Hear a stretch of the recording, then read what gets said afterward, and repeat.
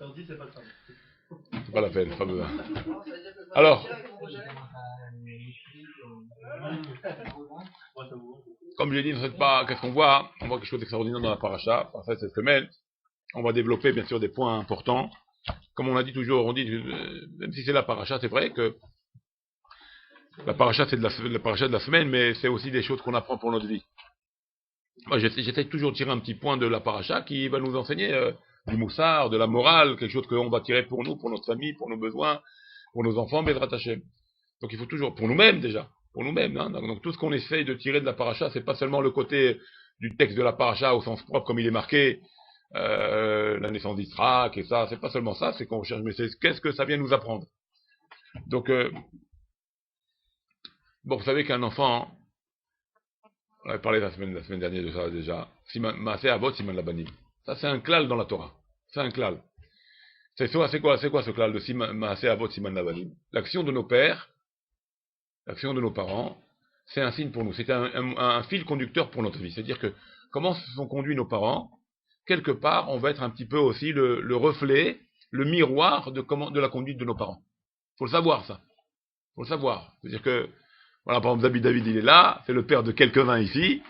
Vous allez savoir que votre vie va ressembler à votre père. Comme ça, comment on veut savoir comment va être votre femme, on regarde la belle-mère. Ça c'est pour entrer dans les histoires.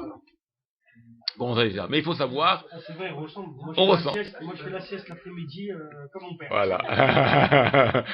Alors, on avait expliqué que la semaine dernière, je ne sais pas si vous vous rappelez. Non, mais on avait expliqué, il ne faut pas tout prendre des parents, hein. Que le bon.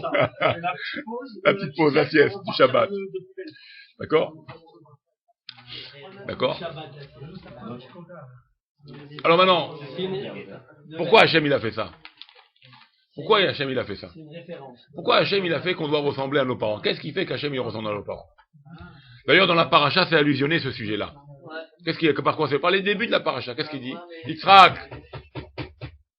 Qu'est-ce qu'il y a marqué? Il y a marqué Yitzhak, Vele Toldot Yitzhak, Ben Abraham, Abraham Olod Yitzhak. Donc c'est une répétition.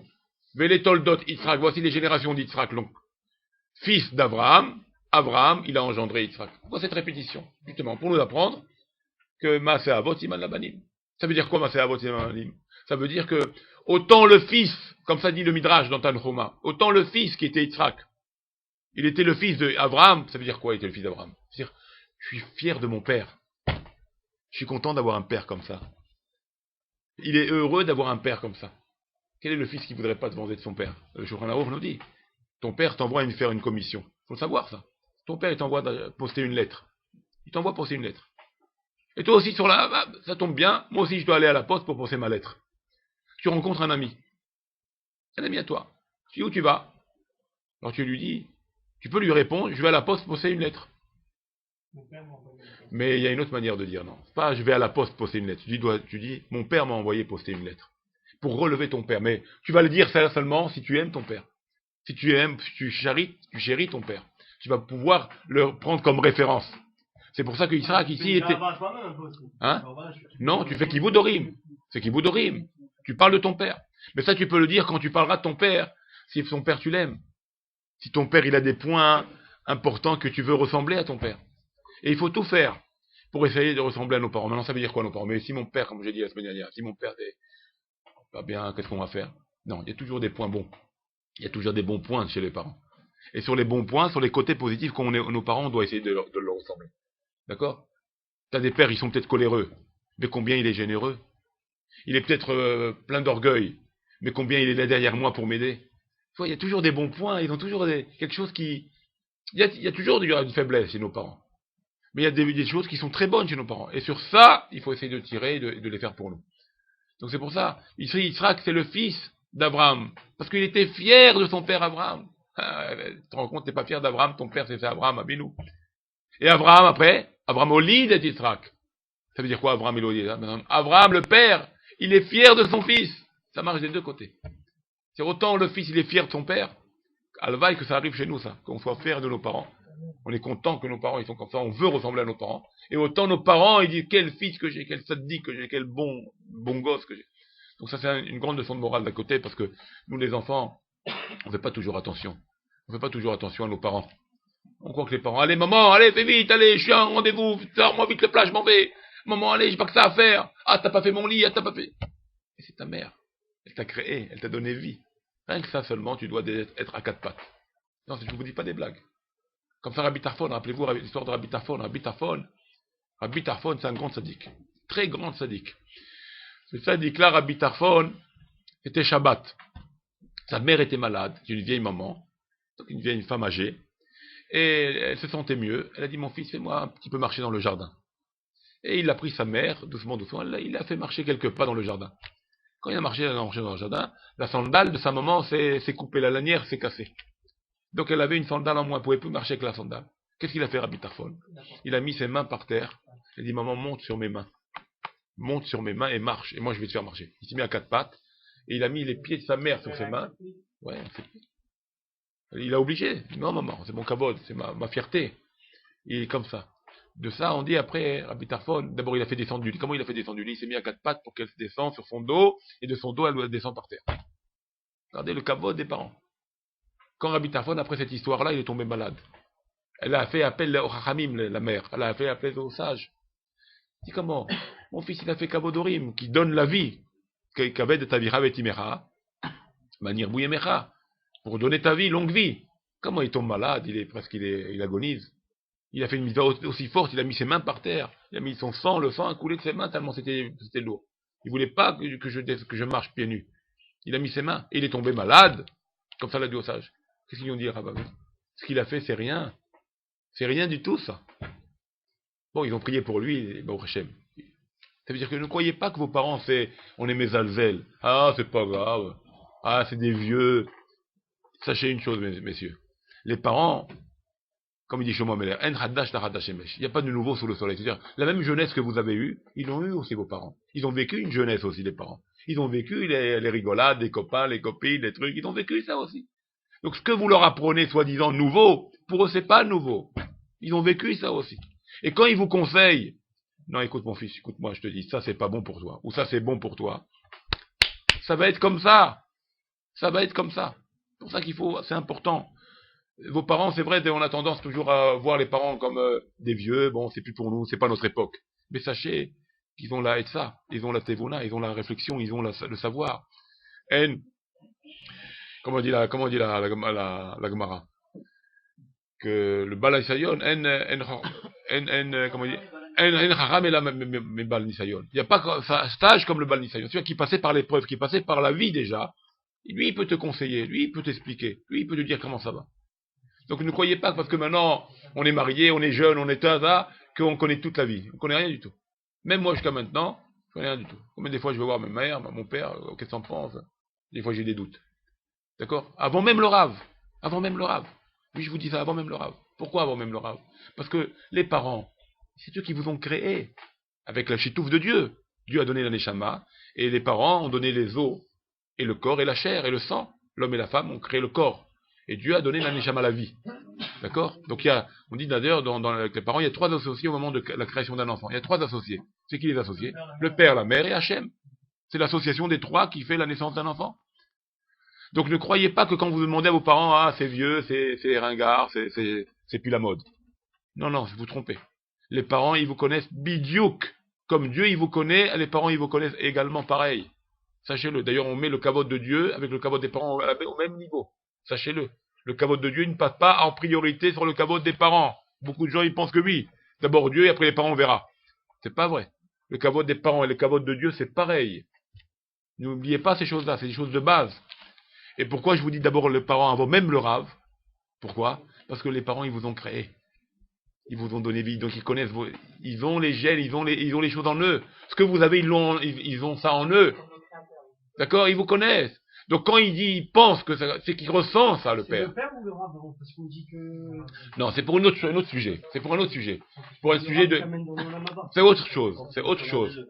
C'est autre chose. Mais au niveau de la connaissance de ton être, c'est les parents qui vous connaissent exactement ce que vous pensez, ce que vous avez comme idée, parce qu'ils ont les mêmes idées aussi, même à plus grande échelle, parce qu'ils ont plus de vécu que vous. Donc quelque part, le conseil des parents, il est très très important. Surtout si vous savez que vous avez des parents magnifique, la vérité, il n'y a pas à hésiter. Il n'y a pas à hésiter. Vous avez des parents gentils dans la Torah, dans les mitzvot, mais c'est vous qui gagnez. C'est vous qui gagnez. S'il n'était pas dans la Torah, bon, on réfléchit. Et encore, nous dit Shulchan Arour, même si ton père il vient, écoutez bien, il vient, ton père, et il te met une claque devant tout le monde, et toi t'es un homme mechoubad, t'es le maire de la ville. Imagine-toi, t'es le maire, tu fais une conférence maintenant devant des milliers de personnes. Mechoubad, un homme de haute qualité, de haut kavod. Ton père il vient, un pauvre type, Chas Shalom. Il vient, il monte sur l'estrade, et il te met une claque devant tout le monde. Ah, il te met une claque. Qu'est-ce qu'il dit le Shulchan Arour? Tu lui mets un coup de poing? Non.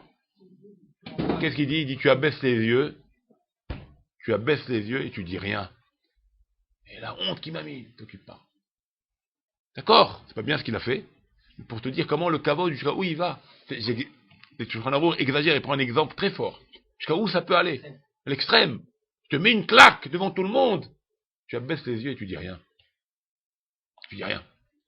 Pour vous dire la grandeur du kavod des parents. La grandeur, et on ne fait pas toujours attention à ça. On est souvent mésalzel. Et souvent, nos problèmes, malheureusement, nos problèmes viennent de ça. Souvent, nos problèmes viennent de ça. Mais on va s'apercevoir du kavod des parents quand nous-mêmes on sera pères. Quand nous-mêmes on aura des enfants. Quand nous-mêmes on sera des parents. Quand nous-mêmes on sera des parents, là on va s'apercevoir de la grandeur. Comment ils ont pu nous élever? Comment ils ont fait quand maintenant vous avez un gosse?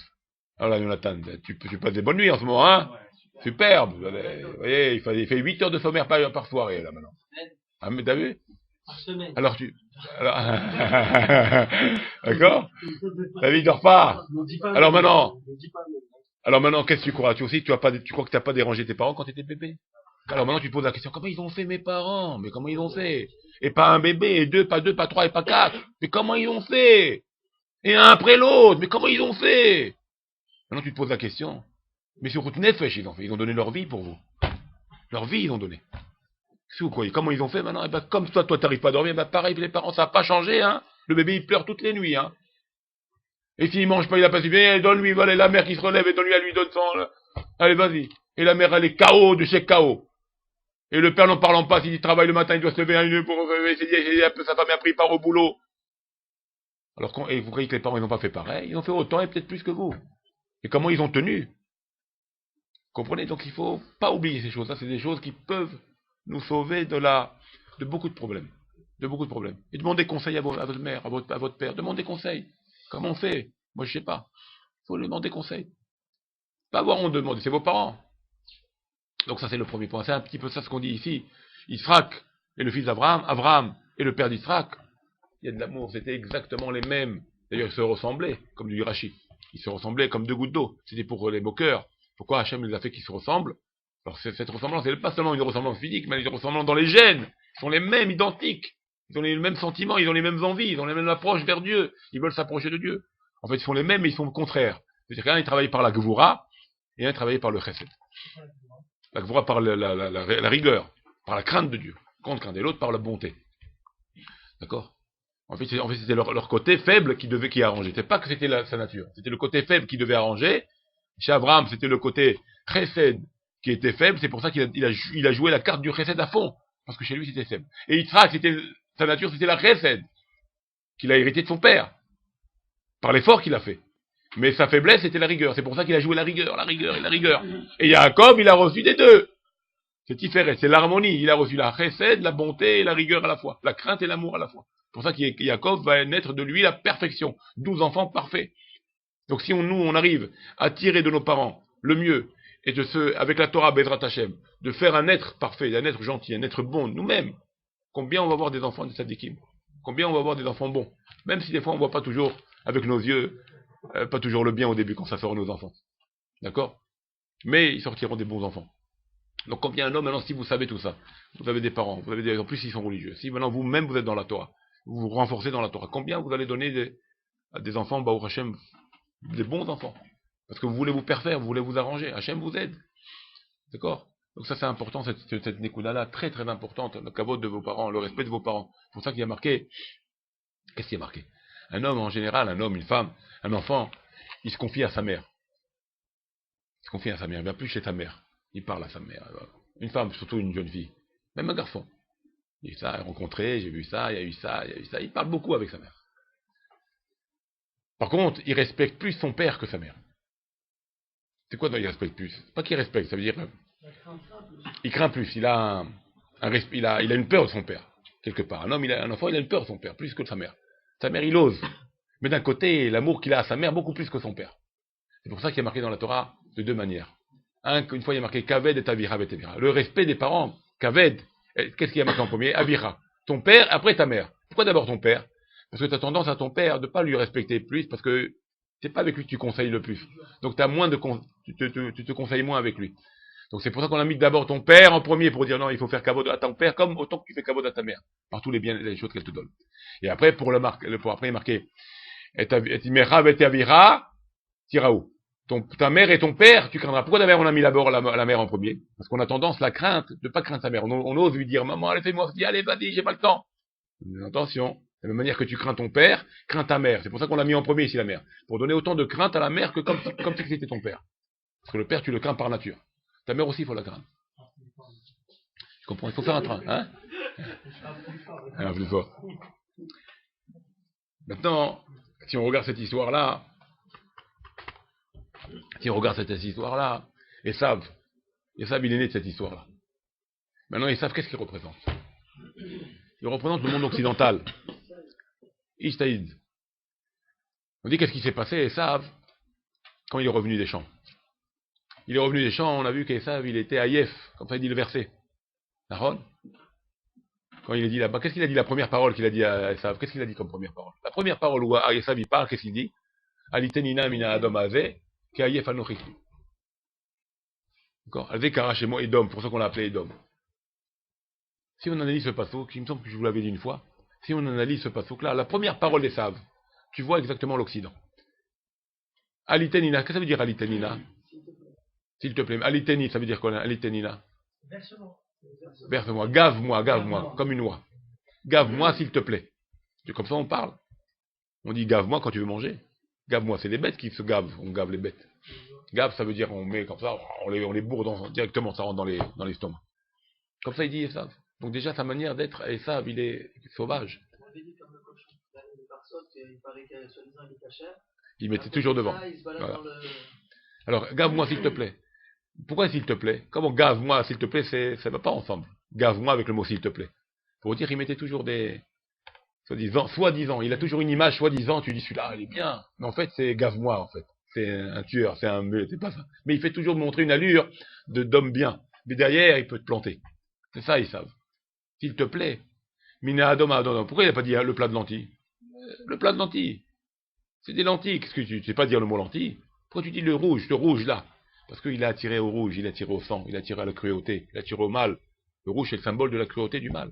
Donc Esav, déjà par excellence, c'est le symbole du pouvoir, de l'arme, comme le dit la Torah. Esav, c'est le nian de la Rer et Bayad, c'est le nian de l'épée dans ses mains. Qui Ayef Anochi? C'est quoi le nian d'Ayef? Ayef, que je suis fatigué. Bon, Ayef, ça veut dire aussi fatigué, dans le sens, moins on travaille, mieux c'est. C'est comme ça un peu là-bas, en Europe. Moins d'heures de travail, mieux c'est, on se porte. Mais le mot Ayef, Rami il explique que le mot Ayef, quand il est revenu des champs, rappelez-vous, Ayef, là-bas on dit, Rachid dit, c'est quoi Ayef? Ayef d'avoir tué. Et d'où on apprend que Ayef, ça veut dire tuer.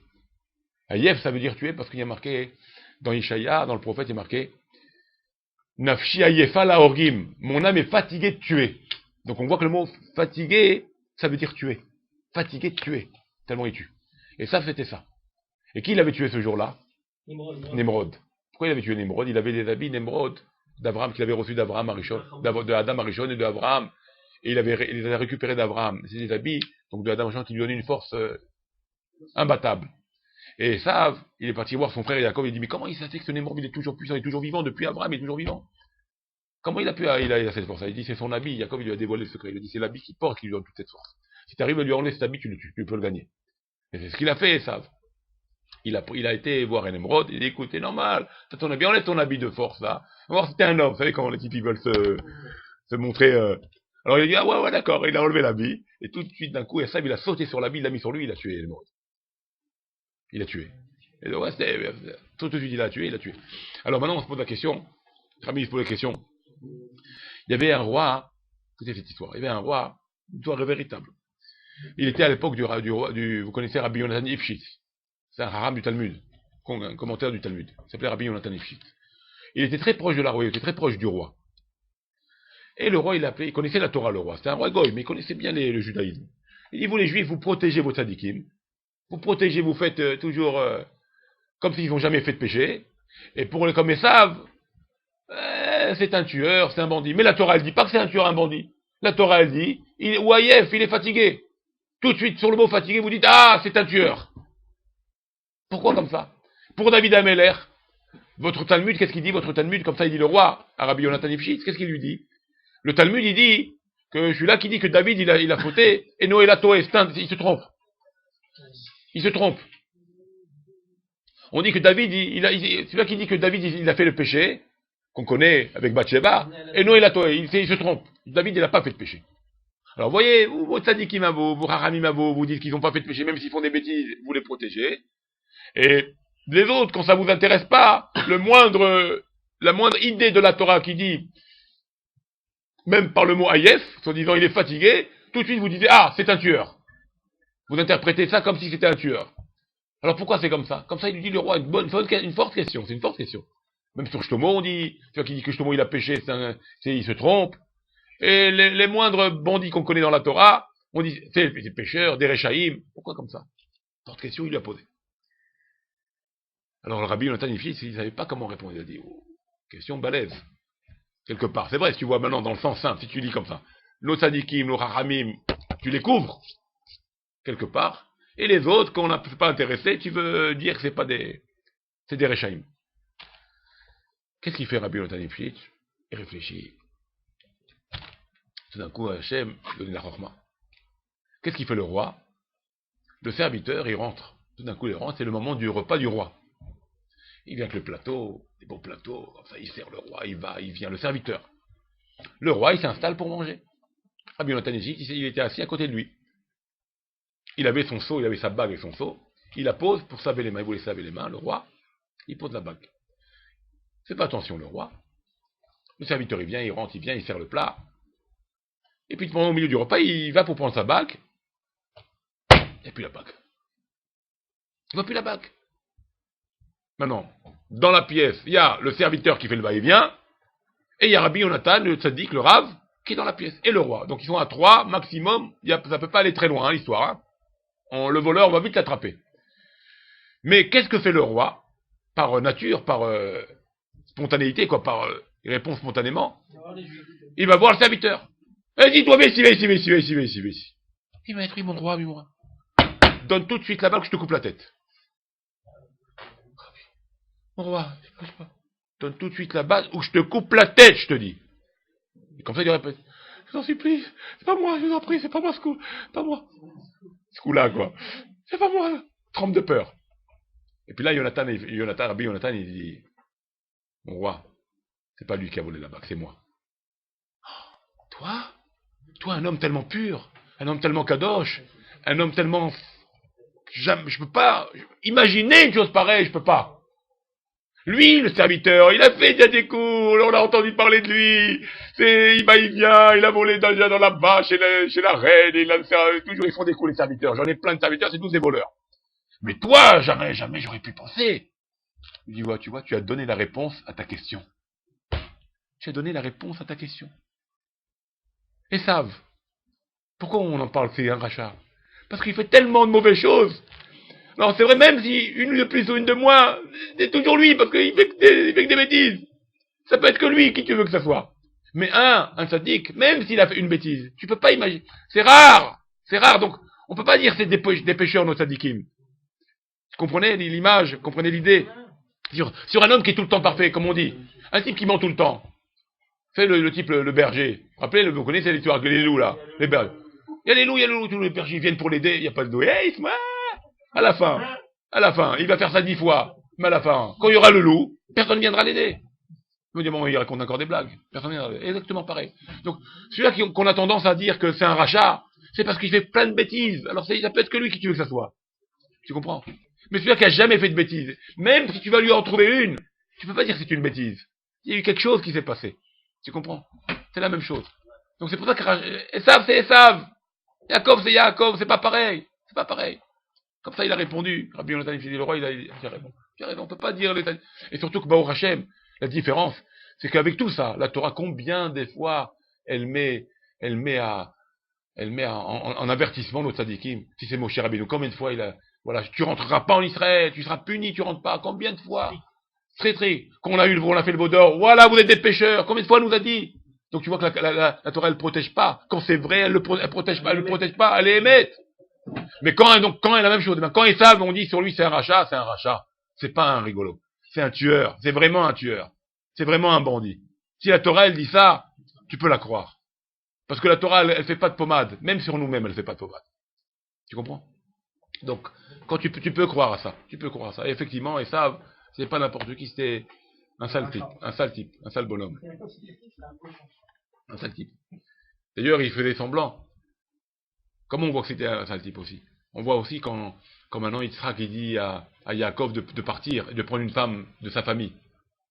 Quand il entend ça à Yaakov, quand il entend ça à Esav, que son père n'est pas content des filles du pays. Maintenant, Esav il était marié avec 2 filles du pays. Maintenant, il entend que le père il parle à Yaakov, il dit que mon fils, je suis pas content des filles du pays. Elles sont pas bonnes. Il faut que tu prends une fille de la famille. Esav, qu'est-ce qu'il fait, Esav? Sors-les ces 2-là. Si tu sens que ton père, je te dis, il dit, je suis pas fier de ces filles-là. Sors-les les filles que t'as pris, puisqu'ils sont pas bonnes, puisque ton père a dit. Sors-les, prends une autre fille. Alors c'est ce qu'il a fait. Il a pris une fille d'Ishmaël, pour dire, voilà, j'ai pris une fille bien maintenant, d'un autre, pas de notre pays, pas de ce pays-là de Canaan. Mais c'est pas pour autant qu'il a jeté les 2 qu'il avait de Canaan, il les a gardés avec. Donc, soi-disant, il montre à son père qu'il est intéressé par une fille qui n'est pas du pays, mais c'est pas pour autant qu'il a divorcé les deux qu'il a prises déjà, qui sont toujours mauvaises. Vous voyez, c'est ça la différence. C'est ça un homme qui est pas bien. Ça veut dire que ce qui lui intéresse, même si c'est pas bien, il va se garder, et il va faire semblant de dire qu'il est bien ailleurs. Il va leur montrer des pattes de velours.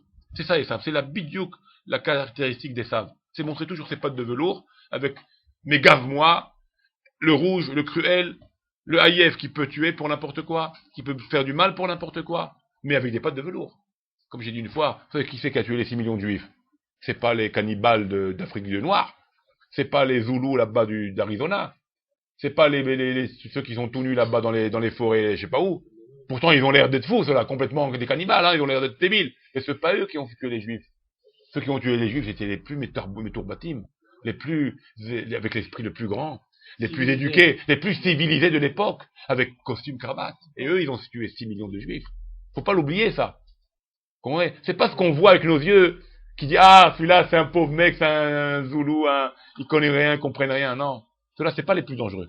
Les plus dangereux, c'est ceux-là qui font l'apparence d'être des gens métourbatifs. Mais derrière toi, ils peuvent te planter. Tu comprends? Et c'est ces gens-là qui ont tué 6 millions de juifs il y a pas longtemps. C'est pour ça qu'il faut faire attention à tout ce qui se passe aujourd'hui. Tout ce qui se passe autour de nous. Tu comprends? Plus ces gens-là, qui vivent autour de nous, qui sont, soi-disant, maintenant ils se font marcher pour des gens éduqués et tout ça. Mais ils s'explosent, ils peuvent exploser malheureusement comme ils ont fait exploser nos frères juifs. Et soi-disant, ils sont éduqués. Avec le nom de Dieu, ils parlent. Avec le nom de Dieu. Allah Akbar. Comme ça, Dieu, il veut. Comme ça, Dieu, il veut. Tu leur poses la question. Comme ça, Dieu, il veut. Vous tuez comme ça. Tuer pour tuer. Même à vous tuer vous-même. Quoi, Dieu, il aime qu'on se suicide. Dieu, il veut pas qu'on se suicide. Et vous vous tuez au nom de Dieu. En vous tuant vous-même. C'est encore plus que les nazis, ceux-là. Si vous vous rendez compte. Les nazis, ils se tuaient pas pour tuer des juifs. Mais ceux-là, ils se tuaient pour tuer des juifs. Ça, il faut le faire, ça. Ça, c'est le comble. Mais c'est vrai, quand tu réfléchis, tu dis, c'est malade, c'est fou. Tout avec le nom de Dieu. Ça, Dieu, il va vous récompenser à vous. Comment il veut vous récompenser? Comment il va vous donner? Quel Dieu il va vous donner? Tu comprends? C'est tout, c'est pas bon. C'est pour ça qu'il faut réfléchir à tout ça. Il faut réfléchir à tout ça. Alors bien sûr, il faut que ces gens-là aussi, ils comprennent. Parce que ça racole. C'est des êtres humains. On ne veut pas du mal. Il faut qu'ils comprennent que Dieu, il veut pas tout ça. Il veut pas le mal, il veut que le monde soit bien, soit serein. Soit bon. Maintenant, vous savez que la force de Yaakov, c'est quoi? C'était quoi la force de Yaakov? C'est le col. À kol Yaakov, comme ça il dit Yitzhak. Et Yadaïm, il dit ça. Mais les mains, c'est les mains d'Esav. Quand il a pris la bracha. À kol Yaakov, la voix d'Israël, la voix du peuple juif, c'est quoi? C'est sa voix. C'est ce col. Col en valeur numérique, ça fait combien? 136. Maintenant, c'est pas seulement ça, sa force. Somme, c'est combien en valeur numérique? Somme, ça veut dire le Ta'anit. Et Mammon, ça fait 136. Ça veut dire quand un juif, il fait la prière, il fait le ta'anit, il jeûne, il fait attention, il fait tchouva. Le jeûne, ça veut dire quoi? Le jeûne, c'est le symbole de la tchouva. Et quand il fait la zdaka, il aime bien aider. Alors ça, c'est 136, c'est sa force, c'est ça, Kol Yaakov, c'est ça ta force. Tu comprends? C'est pour ça que si vous regardez, maintenant on va aller plus loin. Si tu prends le mot Esav, tu crées Esav, comment on écrit Esav? Aïn, Shin, Vav. On peut écrire comme ça, on peut écrire aussi Aïn, Shin, Yud, Vav. Écris le Bémilouï. Aïn, comment on écrit Aïn? Aïn, Yud, Nun. D'accord? Shin, Yud, Nun. Yud, Vav, Dalet. D'accord? Vous comprenez ce que je dis? Et Vav, Vav, Vav. Ok? Faites la calcul du Milouï. Ça fait combien? Ça fait, écoute ça d'abord. Ça fait combien en Milouï? De Esav, du mot Esav. Ça fait 136. Ça fait 136. Ça veut dire que Esav, ça veut dire que Esav, il fait, dans son Milouï, il fait 138. 136, pardon, excusez-moi. 136. C'est quoi 138? C'est le col. C'est le col qu'on a dit. Ça veut dire qu'il aurait pu, il peut s'il veut. Mais il a raté son coup. Esav, on dit qu'il était plus haut que Yaakov. Il a dans lui-même les parties de son père. Il a les gènes de son père. Il a Yitzhak et Rivka en lui. C'est pas n'importe qui, Esav. Mais il n'a pas réussi, il a gardé le côté extérieur Esav, il est resté le Esav Aracha. Mais il pouvait, parce qu'on se pose la question, comment c'est pour lui? Quoi, Dieu? Quoi, il a prédestiné Esav à être un rachat, et Yaakov à être un tzaddik, ça veut dire. Et on sait très bien que le Dieu, il a donné le libre arbitre à l'homme. Quoi, Dieu, il a prévu le coup que Esav, il sera rachat. C'est pas possible, ça. Et encore plus, si on veut renforcer la question. Voilà la preuve. Quand il était dans le ventre de sa mère, quand elle passait devant une église, un avodazara, quoi, un truc d'avodazara, il voulait sortir. Donc quoi, c'est-à-dire qu'il était prédestiné à sortir pour l'avodazara. Hein? Pourtant, quand dans le béton, on dit qu'il y a le malheur qui t'apprend à Torah. En plus, comment c'est possible? C'est vraiment, ça va loin. Et ça va bénégout puisqu'il est le libre arbitre. Et enfin, le libre arbitre. Et on sait très bien que Dieu, il y a la seule chose. En plus, on sait très bien que la seule chose où Dieu, il laisse le libre arbitre, c'est Dafka dans Tzadik ou Racha. Tout le reste, c'est prédestiné. Mais Tzadik ou Racha, non. Ouais, il avait la prière, c'est sûr. Mais... Alors ça veut dire quoi? Il explique les Rachamim. Il explique les Rachamim. Chacun, c'est pas que, justement, c'est parce qu'il a le libre arbitre qu'il veut faire comme ça.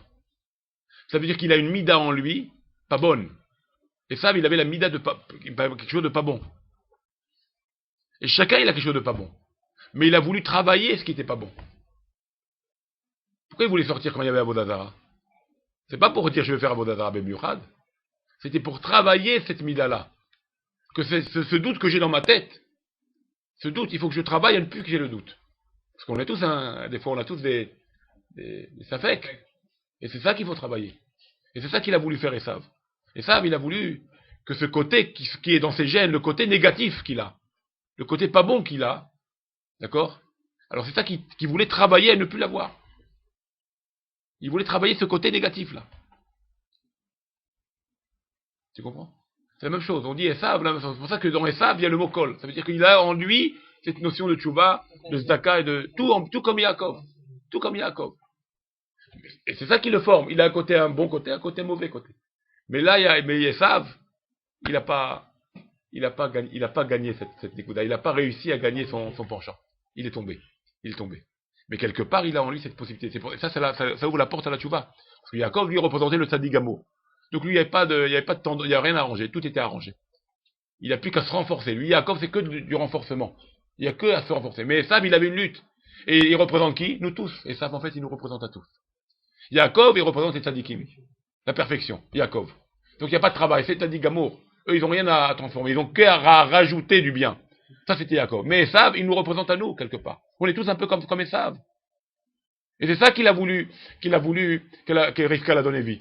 Quand elle était enceinte, il a voulu montrer par là que quand il veut sortir pour la Bodadara, ça veut dire que c'est un peu le juif simple, ce juif-là qui combat entre le mal et le bien et le mal. Tu comprends? Mais lui, il n'a pas réussi. En fait, elle a voulu montrer par là Rivka 2 enfants. Un enfant tzaddik, un enfant comme le commun des mortels, comme nous tous. Qui a la lutte, qui combat. Alors à nous maintenant de ne pas être comme Esav. À nous de prendre le côté intérieur, le côté profond, le côté donc de Maaseh Avot Iman Avadim. C'est quoi le côté profond? C'est ce que t'ont donné tes parents. C'est le côté intérieur. Pourquoi tu es sorti dans un autre tarbout? Pourquoi tu as été voir ailleurs? Pourquoi tu as été vers Dadadara? Yitzhak et Rivka, c'était tzadikim. Prends ce bon côté qu'il y a en toi. Prends prends le milouille de ton nom pour tirer le mot kol, pour tirer la voix de comme ton frère. Et là, tu gagneras. Il n'a pas pris ce côté-là. Il est resté Esav. Alors maintenant, nous, qu'est-ce que ça vient nous dire? Ça vient nous dire que nous aussi, on a cette lutte-là. On est comme Esav quelque part. Dès qu'à un côté, on a envie de faire des cas, on a envie de faire s'améliorer, on a envie de se donner. Et des fois, on laisse-moi tranquille, j'ai envie de rien, je veux tout. Pourquoi comme ça? On a ce combat comme Esav. Alors à nous, où on tire le bien, où on gagne, où on perd. C'est ça cette guerre-là, où on gagne, où on perd. C'est pas que Dieu il a destiné à Esav d'être un rachat depuis sa naissance. Non, il a le combat. C'est ça le libre arbitre. Il a Dafka à le montrer qu'il a voulu le libre arbitre. Ça représente l'homme du commun des mortels, comme on a dit. Comprenez? Et ça, Yaakov, c'est le tzaddik. C'est le phare, c'est la lumière qu'on essaye de ressembler tout le temps. Mais ça, c'est le combat de l'homme. Et ça, on n'a pas tout, on sait pas toujours, on n'a pas toujours la force. Et des fois, on perd. Il faut pas perdre. Si on perd, ça s'appelle Esav. Si on gagne, on ressemble à Yaakov. On ressemble à Kol. À ce Kol-là qui est notre force. Vous comprenez? Ça, c'est une chose qu'il faut faire attention. Et pourquoi j'ai commencé avec le caveau des parents? Parce que c'est les parents d'où tu viens qui vont te donner quelque part si tu peux réussir ou pas. Parce que Esav, il avait en lui la force de ses parents. Il n'a pas gagné. Et vous aussi. On a tous la force de nos parents. On a tous le bon de nos parents. Le bon côté de nos parents. À nous de tirer le bon côté de nos parents. Et pas le côté qui est peut-être le côté extérieur qui n'est pas toujours bon ou le côté qui nous plaît pas. Parce que même nos parents, des fois, on voit des choses qui sont pas dans ce qu'il faut. Qu'on voudrait pas ressembler à ça. Combien ta femme, des fois, nos femmes, elles nous disent, ah, ressemble pas à ton père, hein, pour ça, hein. Il y a des trucs comme ça existe, hein. Par exemple, ne fais pas comme ton père ou ta mère, dans ce truc-là. Dans tel et tel truc. Mais il y a d'autres trucs à dire, oui, ta mère, tu comprends? Il y a ces deux côtés-là. Pourquoi? Parce que c'est vrai, le côté négatif, on ne veut pas ressembler à ce côté-là, on veut ressembler au bon côté. À nous de travailler, à nous de tirer les choses. Donc ça, c'est ce qu'on voit dans la paracha. Maintenant, tout ça, il faut se renforcer. Comment on arrive à tout ça? Comment on arrive maintenant à dire, maintenant, je choisis le bon côté de mes parents, je choisis le bon côté en moi, le côté qui va me donner l'envie de me rapprocher. Ça, c'est le bitachon bashkadosh. Il faut avoir confiance en Hachem. Il ne faut pas douter de Dieu. Plus on doute de Dieu, alors plus les faits quand ils viennent, si on a de plus en plus de doutes, plus on a des doutes, et plus on a envie de faire, on a envie de tout abandonner. Alors comment, pour renforcer ce côté-là, de prendre les bonnes choses de nos parents, d'être se faire nous-mêmes, il faut se renforcer dans le bitachon, dans la confiance en Dieu, de voir comment Hachem il agit pour nous, comment Hachem il nous donne chaque seconde. On ne fait pas souvent attention à ça, on ne fait pas souvent attention à ça. Jamais. Même dans des petites choses qui ont l'air banales, qui ont l'air, c'est des miracles. C'est des miracles. Vous savez, pour avoir un rendez-vous ici chez le médecin, surtout si c'est un spécialiste, combien de temps ça prend? Ça peut prendre des mois. D'accord? Et j'avais rendez-vous chez un spécialiste. Ce rendez-vous, c'est dans 2 mois. Hier, on est parti au tombeau de Sadikim. Et c'est tellement urgent, je ne peux pas attendre 2 mois maintenant. Je ne sais pas ce qui va se passer dans 2 mois. D'accord? Je dis, fais-moi quelque chose. Fais-moi que le rendez-vous vienne plus tôt, pas possible. Alors moi j'avais téléphoné au préalable à la secrétaire. Faites-moi avancer le rendez-vous, c'est trop loin. Bon, on verra, mais bon, pour moi c'est dans les oubliettes ça. On va voir, si ça. Le jour où on est parti au Tzadikim, où on a pèleriné, où je fais cette demande qu'Hachem il fait que le rendez-vous il arrive plus tôt, le jour même dit voilà, demain, qu'il vous pour aujourd'hui le rendez-vous. Le jour que je suis au tombeau, elle m'appelle pour me dire on a avancé le rendez-vous. Maintenant de 2 mois, ils vont avancer le rendez-vous. À 1 jour. Ah bon, oui, il faut être prêt. Alors, il y en a qui vont dire bon, c'est hasardeux, il n'y a rien de spécial. Non, on connaît nous Israël. On connaît les rendez-vous avec les spécialistes, combien ça prend de temps. Et on sait très bien qu'un coup pareil, c'est presque impossible. Là, c'est un miracle. En plus, en plein de tombeau, c'est-à-dire en plein moment que tu pries. Tu comprends? Et comme ça, plein de petites choses comme ça. Et il y avait une femme aussi, c'est des petites anecdotes. Il y avait une femme aussi qui attendait aussi je sais pas si elle avait un rendez-vous à un appartement ou je sais pas de quoi, à une opération de son fils. Et elle a passé l'opération et son fils, maman, je lui ai pas dit, ça y est, tout est passé, hein, shalom, tout est bien passé. Il n'y a pas eu pourtant c'est quelque chose de très délicat. Et comme ça, plein de petits trucs comme ça. Alors bien sûr, si on veut pas voir, on voit rien. Mais si on veut voir, comme des fois je dis comme ça, le Shem Tov disait comme ça que même une feuille qui tombe de l'arbre, là où elle se pose, c'est Dieu qui l'a voulu.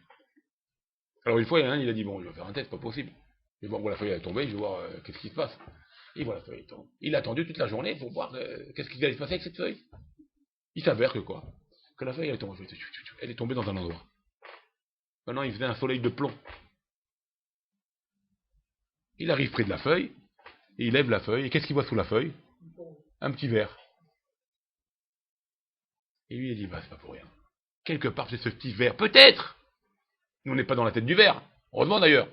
Mais peut-être que ce verre-là, il souffrait de la chaleur.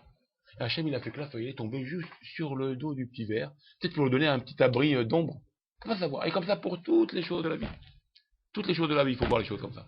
On peut pas savoir, non. Vous comprenez? Si on voit la vie comme ça, comme je vous ai dit une fois, je vous avais dit ça. Le type, il gagne 10 000 shekels par mois. Il gagne 10 000 shekels par mois, il fait la tronche. Pas content. Il gagne 10 000 shekels, il est pas content. Non, parce que pourquoi je suis pas content? Je vais vous dire pourquoi je suis content. C'est vrai, j'ai gagné une belle paie, mais je suis pas content. Parce que j'avais dit à mon patron, ça fait déjà 2 mois que je dis à mon patron, qui me met dans une place un peu plus importante. Maintenant, j'ai un niveau. Je lui avais demandé qu'il me met quelque chose un peu plus avec dans le coup. Et il m'a pas changé. Ça fait déjà 2 mois que je lui répète la même chose. Et ça fait toujours pareil. Et je suis toujours dans la même place. Et j'ai pas bougé. J'ai pas pris de grade, on va dire. J'ai pas évolué dans la société. Ça m'angoisse, ça m'embête. Bon, il a 10 000 shekels par mois. Bon, c'est pas grave. Ça, on en parle. Ça, il grogne. Bon, il met un peu, il marche dans la rue, il marche dans la rue, et tout d'un coup, il trouve 100 shekels. Il trouve 100 shekels par terre. Et tout d'un coup, 100 shekels. C'est beau, 100 shekels. Il trouve 100 shekels par terre, et là, il est content. Il a le billet, il est farham. Il danse tout seul. Il met dans la poche les 100 shekels qu'il a trouvé. Il est content. Je vous pose la question. Mais il est normal ou il est pas normal, celui-là? Hein? Qu'est-ce que je voulais dire? Bon, pourquoi pour les 10 000 shekels, il fait la tronche? Et pourquoi pour les 100 shekels, qu'est-ce que c'est 100 shekels par rapport à 10 000 shekels? Pourquoi pour 100 shekels, il est content? Vous allez me dire, parce que là, il a bossé. Et là, il a travaillé, c'était dur, tout un mois entier. Et là, c'est facile, tic-tac. Pour ça, il est content. Eh bien, c'est exactement pareil. La vie, c'est exactement pareil, mes frères. La vie, c'est comme ça. Si vous prenez la vie, pour votre vie, comme un dû, obligé, Dieu, il me donne. Obligé, que c'est comme ça. Obligé. Si vous pourriez toujours obligé, que Dieu doit me faire, que c'est pas normal, c'est obligé que je dois avoir, c'est obligé, tout obligé, alors vous serez toujours triste. C'est obligé que je dois monter de grade, c'est obligé que je dois avoir ça, c'est obligé que je dois avoir une maison. Rien n'est obligé pour Dieu de vous donner quoi que ce soit. Mais si vous prenez votre vie comme un cadeau gratuit, ah, bon, Rachel, c'est une maison, j'aurais pu être dans la rue, j'aurais pu être dans une tente, j'aurais pu être un homeless, j'aurais pu être, je sais pas moi, je sais pas où je pourrais pu être. J'ai une maison, bon, Rachel. Cadeau. Eh ben, tu seras heureux. Ah, il m'a donné une femme. Cadeau, gratuit. Gratuit. J'aurais pas avec toi une femme. Elle m'a donné un enfant. Elle aurait pu être stérile. C'est vrai ou pas? Elle aurait pu être, je sais pas, moi. Eh ben, il m'a donné un enfant en plus. Oh, et pas seulement il m'a donné un enfant, mais en bonne santé. Oh.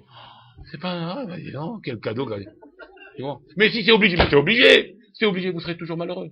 Le moins de problèmes, vous tombez. C'est pour ça qu'il faut prendre la vie comme un cadeau. C'est gratuit. Dieu, il vous a donné plaisir, c'est que du plaisir. C'est pour ça qu'il n'y a pas à s'énerver, il n'y a pas à vous mettre en boule, il n'y a pas à vous... C'est Dieu qui vous donne gratuit. Il m'a donné une femme, grâce à Dieu, j'ai une femme. Combien de gens ils sont célibataires, Meskenim? Combien de gens ils n'ont pas pu être avec une femme? Combien de gens ils ne peuvent pas avoir ce bonheur-là d'avoir une femme? Combien de gens ils vivent seuls? Il y a plein de choses comme ça. Combien de gens ils sont dans la misère noire? Combien de gens ils sont malades et handicapés? Combien? Et moi, non, c'est pas normal, j'ai pas ça. Mais ferme là ta bouche. Dis merci et c'est tout. Mais bien sûr. Alors c'est pour ça qu'il faut prendre la vie comme un cadeau. Si vous prenez la vie comme un cadeau, que c'est gratuit. C'est pas obligé. Rien n'est obligé pour Dieu. On fait non, ça gêne pas de la demande. Non, tu es de la façon de mon père. Voilà, donne-lui, demande-lui. Ça vient, tant mieux. Ça vient pas, même ça, tant mieux, c'est pas grave. C'est que maintenant, c'est pas. Ça ne doit pas venir, c'est pas grave. Et quand ça vient, merci mon Dieu, c'est un cadeau. Oui, il faut demander. De demander. De demander, bien sûr. Et répéter. Bien sûr. Ouais, demande. Ouais. Tu peux demander. Tu peux demander, il n'y a pas de problème. Tu peux demander. Mais, même si ça vient pas, il faut pas se mettre en boule. Parce que des fois, Hachem, vous savez pourquoi? Parce que Hachem, des fois, c'est pas toujours ce que vous demandez immédiatement que ça doit être bien pour vous maintenant. C'est pas que c'est pas bien votre demande, elle est bonne votre demande. Mais des fois pas pour tout de suite. C'est pour ça que Hachem, des fois, il vous fait attendre. Vous croyez que c'est bien maintenant, mais c'est pas bien. Si ça vient maintenant, c'est une catastrophe pour toi, tu vas pas tenir. Tu vas pas tenir. D'accord? Pour ça, des fois, Hachem, il fait attendre. Et après, il te donnera la chose. Parce que là, là tu seras mûr. Là, tu vas être capable d'assumer la chose. C'est pour ça que pas toujours, tout de suite, il te donne. C'est comme le mariage. Pourquoi un type, il se marie à 24 ans, 25 ans, 25 ans? Comment? Pourquoi? Parce que si tu le prends maintenant, il se marie maintenant, on va dire à 18 ans, à 19 ans. C'est bien la Torah veut qu'on se marie comme ça. Il est tellement encore fragile ou tellement inconscient que peut-être son couple, il tiendra pas. Peut-être il ne tiendra pas. Mais si maintenant, il prend un peu plus d'âge, c'est possible. Non, mais tout est bien. C'est pas, même si tu trouves maintenant. C'est pas tout le monde. Voilà, pas tout le monde. Voilà, complètement. Maintenant, si quelqu'un il a. Faut être guébert. Moi, je me suis marié à 27 Tu vois? ans. Peut-être qu'avant, il n'aurait pas été capable. Il n'aurait peut-être pas été capable. C'est comme ça qu'il faut prendre la vie. Si vous prenez la vie, pas comme ça, vous prenez la vie. Et pourquoi? Vous allez pleurer toute votre vie. Toute votre vie, c'est des pleurs. L'angoisse. Et pourquoi? Et pourquoi? Pour ça, il ne faut pas vous angoisser. Il n'y a rien à angoisser. Quand Dieu il voudra, ça sera le meilleur moment et la meilleure opportunité et le meilleur temps. C'est Dieu qui décide. Nous, on fait les efforts, parce qu'il faut faire les efforts. On fait ce qu'il y a à faire. On fait le doute. Et Dieu donnera le résultat au bon moment, au meilleur moment. Parce que, comme je vous ai dit 1000 fois ça, le résultat, c'est pas nous. Nous, c'est l'effort. Le résultat, positif ou négatif, c'est Dieu qui le donnera. La signature, c'est Dieu qui la donne. C'est le résultat, la signature. D'accord? Donc, faites ce qu'il y a à faire. C'est pour ça que c'est important de vous renforcer dans le judaïsme. C'est important de vous renforcer dans la Torah, d'aller dans des cours. C'est important tout ça, de renforcer dans le Bitachon Bachem. Tout ça, c'est important. Parce que la vie, vous la voyez autrement après. Vous n'avez pas peur de la vie. Il y a un pépin, vous n'avez pas peur. Qu'est-ce qui va se passer? Qu'est-ce qu'ils vont faire? Qu'est-ce qui va se passer? Des fois, sur une histoire, des fois, de 1000 shekels, ça peut faire un problème dans la famille, mais une histoire de 1000 shekels, tu peux le régler en 2 mouvements, mais ça va faire une histoire. Ah, qu'est-ce qui va se passer? Le huissier, il m'a envoyé la lettre. Pour 1000 shekels maintenant, des histoires comme ça. Tu comprends? Et la femme qui panique, et le mari qui panique sur elle, et tout s'éclate, tout flambe à la maison, pour 1000 shekels. Une fois que quelqu'un est venu, je vous raconte pas des blagues. Quelqu'un est venu. Il m'a pris ça, il m'a fait ça. Une femme, elle m'a fait une histoire. Pas moi, c'est plein de quelqu'un. Qu'est-ce que ça veut dire? Vous l'avez dans votre synagogue, et c'est pas possible. Il a fait ça. Des trucs, bon. Bon, c'est quoi l'histoire? Bon, je l'ai laissé parler.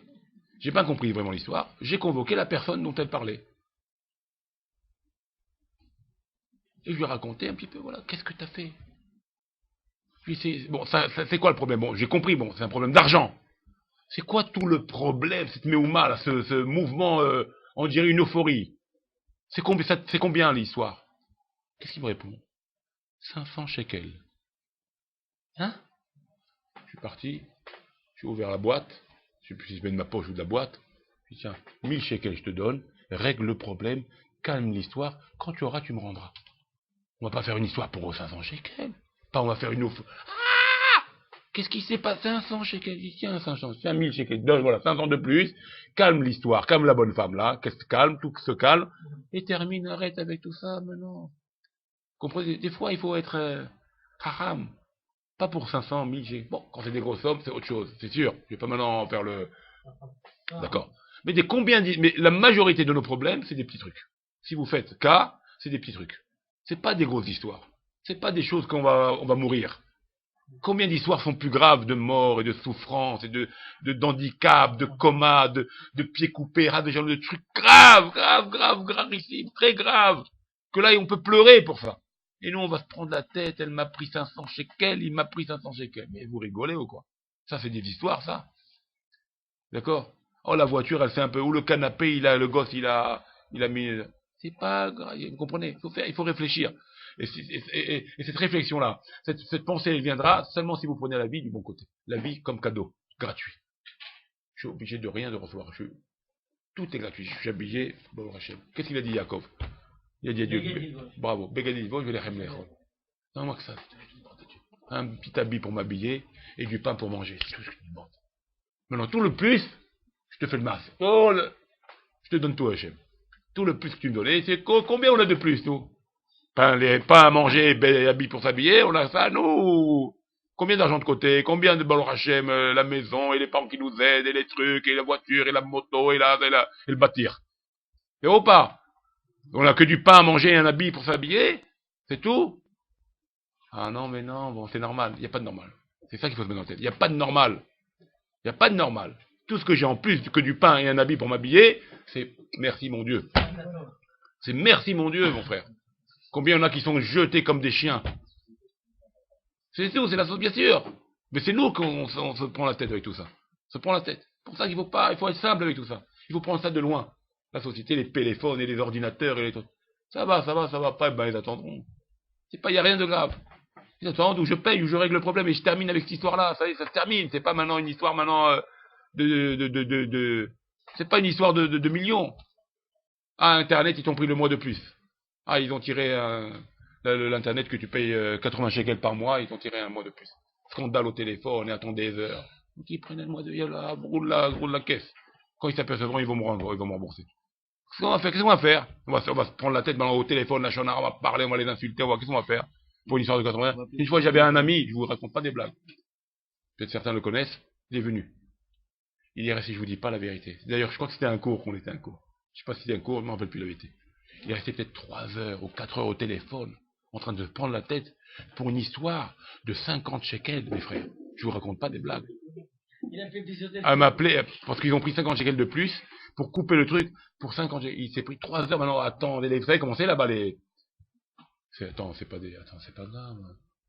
Vous comprenez, il y a des choses qu'il faut, il y a là, roule la truc. Mais il faut se travailler. Il faut se travailler. C'est ça qu'on est en train d'apprendre. Comment on se travaille? Bien sûr, j'ai pas dit. C'est ce qu'on a parlé tout le cours. Ouais, non, mais pourquoi ils y en a qui... Mais ça existe. Non, mais oui. Ça existe. Mais pourquoi je vous dis ça? Mais nous, aujourd'hui, pour 50 shekels, pour d'autres, ça va être autre chose. Pour d'autres, c'est autre chose. Ça sera pas de l'argent 50 shekels, mais pour d'autres, ça va être autre chose. Une voiture, il va voir sa voiture un peu rayée au devant, il peut devenir fou. Tu comprends? Il a eu un petit pet. Eh ben alors, voilà. Pour l'autre, il va dire, mais attends, il n'est pas normal, celui-là. Tu vois, ça peut devenir fou. Moi, je te vois maintenant, je dis, une petite rayure sur la voiture, il est trop même malade. Je suis passé là, j'ai fait la route là, de Herzl dialogue. Il y avait en voiture, au contraire, comme ça enlève la inara. Oh là, tu vois, voilà comment tu vois. C'est comme ça qu'il faut penser. T'as compris? Chacun, quand. Mais c'est pour ça. Bon, là, Et ça revient à ce qu'on a dit tout à l'heure. tu remets un coup. C'est ça, c'est comme tu dis. Ça revient à ce qu'on a dit tout à l'heure. Et Sam, il a ce caractère-là, un combat et un côté intérieur. Tu comprends? Il faut voir la vie comme un cadeau. Voyez la vie, cadeau, gratuit. Et là, on réussira et on sera content, on sera tout ce que Dieu nous donnera, on sera content. Parce qu'un juif, il n'a pas le droit d'être triste. Et la seule manière, et pour pas être triste, il faut voir la vie comme un cadeau. Si tu vois la vie pas comme un cadeau, voilà David, il n'y a pas plus exemple que David. Vous savez ce qu'il a subi comme opération. Il peut vous témoigner de l'opération qu'il a subie. Il est miraculé, lui, vous le savez très bien. Ou comme Raphaël, on peut en parler. D'accord? Alors, mais ça, David aussi, c'est un vécu. Tu comprends? Si maintenant, cette histoire, ce qu'il a subi, son épreuve qu'il a subi de santé, qu'il est là aujourd'hui, d'accord? Et ben ça lui a donné des forces maintenant contre tous les trucs qu'il attaque. Parce que maintenant il est, comment on dit, il est immunisé, voilà. Avec tous les problèmes qu'il a aussi, David, bon, que je connais un petit peu, d'accord? Il est immunisé parce que ça lui a donné la force, Nisayon là, de vivre pendant qu'il aurait dû pas être là. Tous les trucs qui peuvent se passer maintenant, c'est rien du tout. C'est de la rigolade. Et ça nous renforce. C'est ça qui nous forme. C'est ça le peuple juif. Il a été renforcé grâce à ça. Le fait qu'il a passé l'Égypte, c'est pour ça qu'il est devenu le peuple juif. Ces souffrances, ces difficultés, c'est ça qui l'a rendu peuple. Et ben c'est pareil pour notre vie privée à nous. Toute notre vie, chacun d'entre nous. Mais on sera fort. Comment on sera fort? Justement, par ces épreuves, ces soucis qu'on a. Si on les prend du bon côté, c'est ça qui va nous, c'est ça, c'est les choses qui vont nous renforcer. Et ça, c'est valable avec nos femmes, avec nos enfants, avec tout le monde. Ta femme, elle t'a fait ça, ta femme, elle t'a pas fait ça, ta femme, elle n'a pas voulu faire ça, ta femme, elle t'a critiqué. Laisse cool. Laisse jouer. Toi, fais ton boulot. Toi, fais ton travail personnel en tant que juif. Montre que tu es un bon exemple. Montre que tu ne prends pas la tête. Montre que tu n'es pas en colère. Montre tes qualités. Tu vois comment la femme, elle va venir à tes pieds. À tes pieds. Ah, intéressant là. Tu comprends? C'est comme ça qu'il faut faire. Si tu fais du tête à tête avec ta femme, tu ne gagneras pas. Tu gagneras pas. Tu gagneras pas, t'es perdant d'avance. T'es perdant d'avance. Jamais au front, avec une femme, jamais de front. Il fait que la ruse avec la horma, avec la sagesse. Tu comprends? Avec la sagesse, il faut voir. Bon, tu veux pas, laisse, ok. Elle va voir, c'est elle qui va regretter après. On dit, oh, comment j'ai pu faire ça à mon mari? C'est elle qui n'a pas voulu, bah, fais ce que tu veux, ma fille. Moi, je ne veux pas te gêner, moi, je t'aime beaucoup. Tu montres ce côté-là, toi, un exemple vivant, un exemple de gentillesse, de bonté, de sourire. La femme, elle est avec toi à 100%, même si elle fait la dure. Combien elle va faire la dure? Avoir un homme? Non, elle va pas faire la dure. Tu comprends? Ouais, il faut prendre la vie, il va au Hachem tout bracha, tout cadeau, tout gratuit. D'accord? Bien sûr.